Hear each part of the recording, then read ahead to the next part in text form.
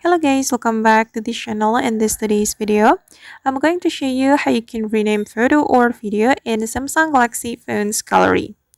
Alright guys, let's get into it. We're going to rename our files from our gallery so we don't need to open our file manager on our Samsung Galaxy phone.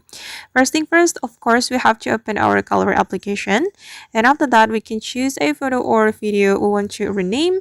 For instance, I'm going to choose a photo from this folder. I'm going to open this folder and I'm going to rename this photo. Tap on the photo and tap on this icon. I don't know what it is called, but just tap on it and then we can click on edit, and here we can rename this photo.